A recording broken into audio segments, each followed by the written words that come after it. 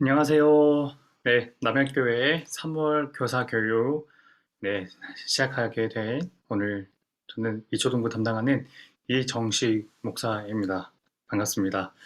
오늘은 에스라, 느헤미야, 에스더 이 성경 세 권을 중심으로 오늘 좀 이야기를 나눠보려고 합니다.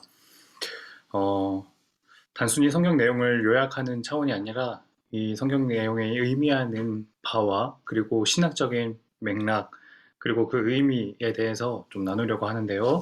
그러려면 전제가 있습니다. 뭐냐면 에스라, 느헤미야, 에스더 성경을 한번 읽으셔야 됩니다. 네, 그래서 이제 이 강의를 듣기 전에 읽으시든 아니면 후에 읽으시든 그렇게 한번 읽어주시면 감사하겠습니다. 그래서 오늘은 이 에스라, 느헤미야, 에스더에 이르면 이제 이스라엘 역사에 관한 성경은 이제 끝을 맺게 됩니다. 잘 아시듯 모세 오경, 창세기, 출애굽기, 레위기, 민수기, 신명기 이렇게 모세 오경이 있고요. 그리고 그 다음 역사서가 사사기부터 시작해서 이제 에스더까지 에스라, 느헤미야, 에스더까지가 이제 이 역사서에 관한 부분인데 이 마지막 부분 에스라, 느헤미야, 에스더 이 이스라엘 역사의 마지막 부분을 중심으로 말씀 나눕니다. 그래서 오늘 강의는 1, 2차로 나눠서 진행할 거예요. 첫 번째는 에스라와 느헤미야 그리고 두 번째는 에스더. 네, 제가 화면을 한번 공유해 드리겠습니다.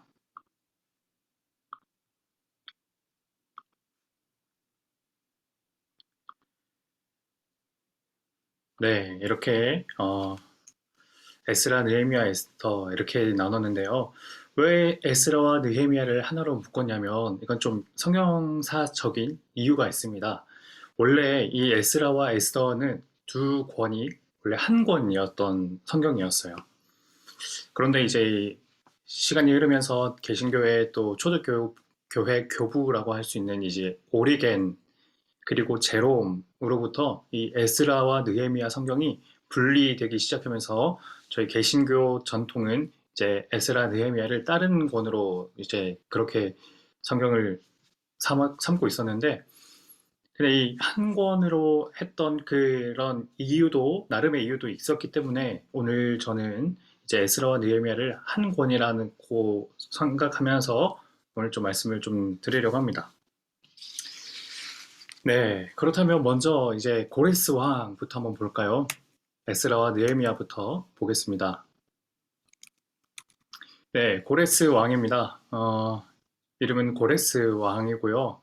그리고 재위 기간이 이제 주전 550년부터 530년까지였습니다. 그리고 이 사람이 잘 아시듯 이 사람은 페르시아 왕의 초대 왕이었죠.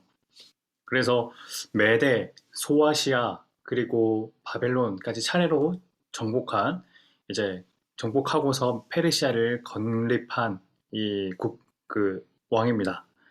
이 고레스라는 이름의 뜻은 태양이라는 뜻도 있다고 해요. 그리고 이 왕에게 가장 중요한 이 일은 주전 538년에 고레스 칙령을 반포한 일이죠. 고레스 칙령이 뭔가요? 일찍이 바벨론의 포로로 끌려온 이 유대인들을 다시 자기의 본국으로 돌려보내서 거기서 자신들의 성전을 지을 수 있도록 하라는 그 명령을 허락해 준 거죠. 이 일에 관해서는 어떤 신학적인 맥락이 있는지 또 나중에 설명할 텐데 이제 유대인들은 엄청 감격했을 겁니다. 그리고 어, 또 단순히 이 왕이 귀환만 허락한 것이 아니라 어, 그 이스라엘 백성이 바벨론의 포로로 맨 처음에 끌려갔을 때 바벨론 왕 느부갓네살이 이 성전을 불태우면서 그리고 성전 안에 있던 기구들 각종 귀한 금을 다 탈취해 갔는데 이 고레스 왕이 이스라엘 백성들이 다시 돌아갈 때 이것들을 다시 돌려줬다는 거예요. 이걸 이용해서 성전을 지으라고. 그러니까 이제 이 유다 사람들은 이 고레스 왕이 얼마나 고마웠을까요? 그렇게 이제 예루살렘으로 백성들이 돌아옵니다. 그리고 그들은 성전 공사를 시작해요. 이걸 바로 1차 귀환이라고 합니다. 첫 번째로 이제 유다 사람들이 처음에 돌아올 때는 한 몇만 명 정도 규모였다고 해요. 이 그 몇만 명이 함께 이제 예루살렘으로 돌아와서 성전을 짓기 시작합니다. 유다 사람들이 예루살렘을 비운 동안 그 자리에 다른 민족이 살고 있었다고 하는데요. 근데 이제 그 땅에 살고 있던 사람들이 이 유다인들이 다시 돌아와서 성전을 짓고 있으니까 자기들도 이 성전 짓는데 참여하겠다고 말하는 겁니다. 그러나 이제 이 유다 사람들은 그러면 그럴 수는 없다, 안 된다고 이렇게 거절을 하자 이 사람들이 다시 재차 요청하더니 급기야는 이제 둘 사이에 폭력 사태까지 벌어지게 되죠. 그래서 백성들은 이 한 손에는 이 성전 건축할 이 도구들을, 그리고 또 한 손에는 창과 방패를 들고 건축합니다. 그러니까 의욕적으로 이 성전 건축하는 공사에 참여를 시작했는데 자꾸만 이 중단되는 거예요. 좌초될 위기에 처합니다. 주변 사람들이 방해를 하죠. 또 그리고 이 페르시아의 고레스 왕 그 이후에 집권한 이 캄비세스 왕은 예루살렘 성전을 다시 짓는데 도움을 주지 않았다고 합니다. 그러니까 이제 이 예루살렘으로 돌아가는 백성들은 생계조차 끊겨버린 거예요. 아무로는 성전 건축하는데 도움도 되지 않고 도움을 받지도 못하고 금전적인 거나 공사에 필요한 자재비나 이런 것들을 누구에게도 지원받지 못하면서 결국 그렇게 자신의 성전 짓는 걸 중단할 수밖에 없는 상황이 된 거예요. 그렇게 해서 이 사람들이 자신이 이곳에서 뭘 해야 할지 모르고 있을 때 그때 하나님께서는 학개, 스가랴 이 두 선지자를 예루살렘으로 보냅니다. 그리고 이 두 선지자를 통해서 너희들이 다시 성전을 지을 수 있도록 하나님께서는 그 두 선지자의 입을 빌려 말씀하시죠. 그렇게 해서 잠시 중단된 공사는 이제 다시 이어졌습니다. 그런데 이제 또 다시 성전 건축하려니 또 다른 위기에 또 직면하게 되는데요. 네. 뭐냐면 유브라데 강 건너편에 있던 서쪽 총독이라고 하는 이 사람이 이 건축, 너희들이 지금 이 건축하는 걸 누가 너희들에게 허락해 줬냐라고 따집니다. 사람들이 고레스 왕이었다라고 말하자 근데 이 사람은 이제 그거를 믿지 않고 페르시아에 전보를 치죠. 그 페르시아에 다스리고 있던 다리오 왕에게 이 사람이 전보를 보냅니다. 그러자 이 다리오 왕은 조사를 해보겠다고 이전에 자료들을 뒤적이더니 창고에서 정말 고레스 왕의 조서, 고레스 왕의 측명에 적힌 이 문서를 발견하게 됩니다. 근데 그 문서에 적혀 있던 건 뭐였냐면 이 예루살렘의 성전을 건축하는 걸 허락한다 그뿐만 아니라 주변 나라들이 이 성전 건축하는 걸 방해한다면 그러지 못하도록 엄중히 경고하라라는 문서까지 적혀 있던 거예요. 결국 이제 그러다 보니까 이제 다른 나라들이 이제 꼼짝도 못하게 된 거죠. 그렇게 해서 이제 다리오와 6년 아달월, 우리말로 3월이라고 하는데 이 3월에 성전이 완성됩니다. 파괴된 지 70년 만에 완성돼요. 네. 70년 만에 완성되고 그래서 이제 성전 재건과 중단이 반복되다가 드디어 이제 성전이 완성됩니다. 그리고 그 뒤에 이제 성벽이 네, 죄송합니다. 이제 PPT가 자꾸 이제 안 되네요. 성벽을 이제 이 사람들은 재건합니다. 이 성벽 재건도 하기에는 좀 만만치 않습니다. 성전에 지으려고 했는데 방해자들이 있었던 것처럼 성벽을 지으려고 하니까 또 다시 방해자들이 나타나 방해를 합니다. 성벽을 건축하다 보니까 주변 사람들이 어떤 말로 비난하냐면 이건 너희들이 지금 페르시아 왕에게 반역하는 거다라는 말까지 해요. 그리고 이 말을 이 페르시아 왕이었던 아닥사스다 왕의 귀에게까지 들리게 됩니다. 결국 아닥사스다 왕은 이 유다 사람들의 성벽 건축을 중단시켜요. 그리고 중단된 동안 아닥사스다 왕은 이 예루살렘에게 에스라와 함께 1500명의 유다인들을 귀환해 보냅니다. 이건 어떤 의미가 있냐면, 아마 왕은 성벽 건축을 중단을 시키면서 좀 유다인들의 마음을 달래는 목적과 함께, 또 그리고 유다인들이 지금 반역을 꾼다라는 이 말을 들은 이상 이 유다인들의 이 반역을 위험성을 차단하려는 목적도 있었던 것 같아요. 그렇게 해서 이제 에스라와 1500명의 유다인들이 예루살렘으로 귀환하는데, 이걸 이제 2차 귀환이라고 해요. 에스라는 제사장이었는데요. 이 에스라는 대대적인 이스라엘의 개혁을 일으킵니다. 그가 했던 그 가장 특징적인 개혁 중에 뭐냐면 율법 순종, 그리고 이방 여인과의 통혼을 금지시켰어요. 그리고 이방 여인과 이미 결혼한 사람이 있다면 그 결혼은 무효화시키는 걸로 했습니다. 그리고 또 시간이 지나고 3차 귀환이 일어나는데요. 3차 귀환은 2차 귀환이 있은 후 13년 뒤에 일어납니다. 3차 귀환에서 가장 중요한 인물이 바로 느헤미야예요. 개혁의 불씨를 열어젖힌 에스라의 뒤를 이어 개혁의 불꽃을 일으킨 사람이 바로 이 느헤미야인데요. 이 느헤미야는 이제 성벽을 에스라와 함께 이제 드디어 완공합니다.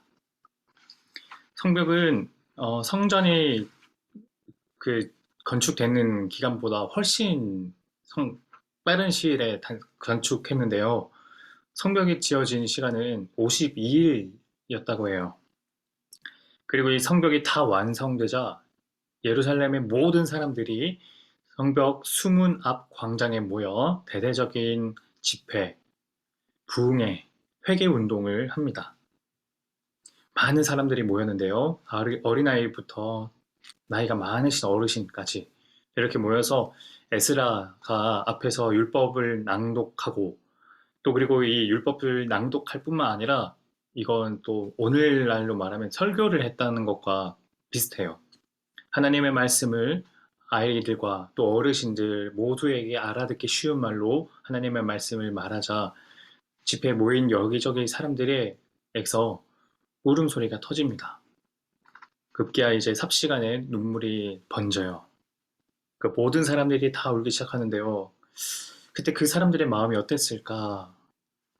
아마도 이방에 있었던 그 식민지 생활을 했던 그 서러움과, 그리고 또 하나님의 말씀에 대한 갈증, 그런 것들이 모두 이제 복합적으로 섞여서 그런 울음이 나오지 않았을까 싶습니다. 그렇게 해서 이제 에스라, 느헤미야의 간단한 내용을 봤는데요. 이걸 또 정리하자면 시간 순으로 이렇게 정리할 수 있어요. 왼쪽이 에스라, 그리고 오른쪽이 느헤미야입니다. 성경에 장이 있고 또 그 장에 해당하는 주제의 말씀이 있습니다.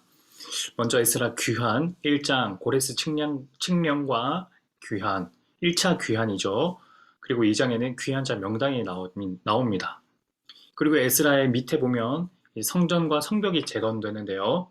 3장 성전 재건이 시작되지만 4장에 이르러 성전 재건이 중단됩니다. 그리고 5장에서 성전 재건이 다시 시작되고 6장에서는 드디어 성전 재건이 완성되죠. 7장에서는 에스라의 개혁이 시작됩니다. 첫 번째 개혁입니다. 에스라와 아닥사스다의 조서, 그리고 8장 예루살렘으로의 귀환, 이게 바로 2차 귀환입니다. 9장 에스라의 기도, 10장 이방 여인과의 통혼 금지, 에스라가 일으킨 개혁이죠. 그리고 오른쪽에 느헤미야로 넘어가 볼까요? 느헤미야 1장, 느헤미야의 개혁, 1장은 느헤미야의 기도, 2장 느헤미야가 이제 사람들과 함께 귀환하는 것, 이제 3차 귀환입니다. 3장 성벽 재건, 4장 성벽 재건 방해, 5장 내부의 유역과 해결, 6장 승리, 그리고 그 밑에 7장부터는 에스라의 개혁이 또 있는데요. 7장 귀환자 명단, 8장 율법 낭독과 회개운동, 9장 레위인의 기도, 10장 언약에 인친 사람 명단, 그리고 그 밑에 11장부터는 느헤미야의 개혁입니다. 11장 백성들의 명단, 12장 제사장 명단과 성벽 봉헌, 13장 계속되어야 할 개혁. 자, 이 모든 이 내용들을 이렇게 간단히 한 표로 요약하는 이 표인데요. 원하시는 분들은 이걸 사진 찍으시거나 그렇게 해서 좀 두고두고 또 보셔도 좋을 것 같아요. 네, 그렇게 해서 에스라 느헤미야를 좀 봤습니다. 에스라 느헤미야를 관통하는 키워드가 있습니다. 그게 뭘까요? 바로 회복과 개혁입니다. 사실 이 두 단어는 같은 의미이기도 해요. 먼저 이제 무너진 성전이 있었죠. 그리고 폐허가 된 성벽이 있었습니다. 오랫동안 예루살렘을 떠났던 이 유다야 사람들은 다시 예루살렘으로 돌아오고 또 거기에 있던 폐허가 된 성벽을 무너진 성전을 봤습니다. 그리고 그 자리에 성전을 다시 짓고 또 성벽을 다시 건축합니다. 하나씩 성전이 회복되고 또 그리고 성벽이 회복됩니다. 네. 그리고 그 뒤에 가면요. 이제 느헤미야 8장에는 온 사람들이 모여서 성벽과 성전이 완성된 것을 또 기념하여서 하나님의 말씀을 듣는 그런 대대적인 회개 운동이 일어나죠. 그래서 이런 흐름으로 말할 수 있습니다. 성전 재건, 그리고 성벽 재건, 그리고 신앙의 회복. 성전이 번듯하게 지어지면 또 그리고 성벽이 이제 번듯하게 완성되고 나면 그렇게 이 성전과 성벽이 완성이 되었는데 그럼에도 내 신앙이 여전히 똑같다면 여전히 포로 생활에서처럼 하나님 없이 살았다면 그게 무슨 소용이 있었을까요? 어떻게 보면 가장 중요했던 게 바로 신앙의 회복이었을 것 같아요. 그렇게 해서 성전이 먼저 지어지고 성벽이 완성되고 그렇게 해서 이 외적인 회복이 있는 다음 그 다음 이제 또 마음의 회복, 내적 회복이 일어납니다. 그렇게 해서 에스라 느헤미야는 이렇게 요약할 수 있는데요. 저는 여기 이제 선생님들께 이런 질문을 던지고 싶습니다. 우리 삶에서 회복되어야 할 외적 그리고 내적인 변화, 회복은 무엇일까요? 이 질문 한번 스스로에게 한번 여쭤보시면서 답을 해보시면 좋겠습니다. 네, 이제는 에스더를 향해 봅니다. 저는 이 에스더 이야기를 정체성에 관한 이야기라고 요약하고 싶습니다. 음, 에스라와 느헤미야가 페르시아의 포로로 있다가 예루살렘으로 귀환한 돌아온 사람들의 이야기라면 에스더는 반대로 귀환하지 않고 돌아가지 않고 페르시아에 계속 남아있던 사람의 이야기예요.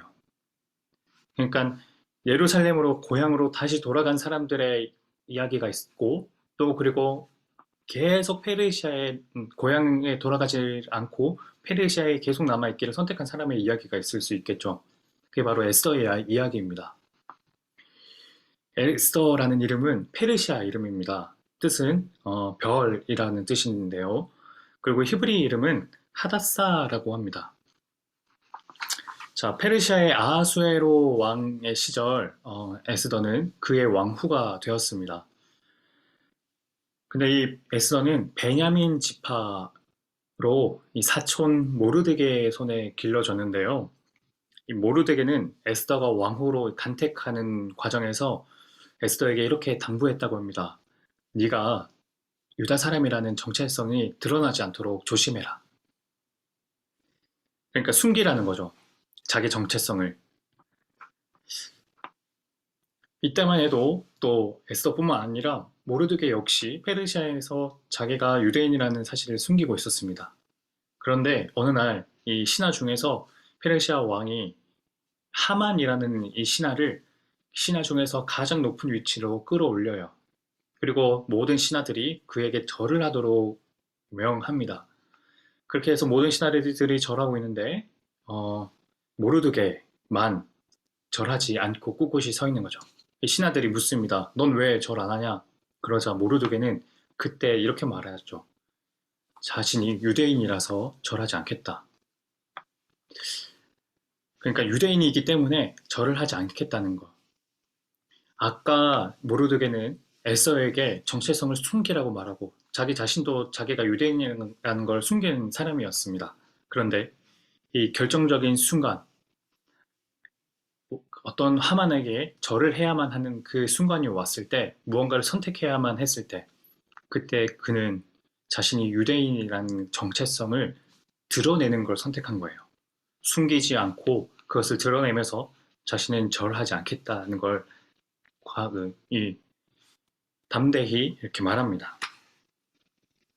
이 화가 난 이 하만은 이 모르드게뿐만 아니라 이 유다인 모든 민족을 멸절시키려고 계획을 꿈꿉니다. 이때 모르드게는 에스더에게 네가 왕에게 나아가서 이렇게 이 하만의 계획이 성사되지 않도록 이야기해보거라 라고 요청해요. 그리고 이때 모르드게가 에스더에게 무슨 말을 하냐면 하나님 이야기는 안 나오는데 네가 왕후가 된 것이 바로 지금을 위한 거다. 무슨 말이에요? 에스더의 정체성을 다시 일깨워 주는 거예요. 무슨 정체성이요? 자신이 유대인이라는 것, 그리고 자기가 왕후가 된 것은 바로 이 유다인을 위험으로부터 보호하기 위한 거라는 걸 에스더에게 가르쳐 주는 거죠. 그리고 에스더는 처음에는 주저했습니다. 왜냐하면 당시만 해도 왕후를 찾아가는 경우는 있어도 왕후가 왕을 찾아가는 건 엄격하게 금지되어 있었어요. 게다가 심지어는 잘못하다가 이제 죽임을 당할 수도 있었다고 합니다. 그런데 에스더는 자신이 이제 죽으면 죽으리다라는 고백을 하면서 이 왕에게 나아갑니다. 그러니까 모르드게가 에스더에게 일깨워준 건 바로 정체성이었어요. 자신이 유다인이라는 정체성. 네, 그래서 모르드게와 에스더는 이렇게 정체성을 숨기는 사람에서 드러내는 사람으로 변했습니다. 이런 맥락에서 저는 또 선생님들께 이런 질문을 드리고 싶어요. 선생님들께서는 자신을 누구라고 정의하십니까?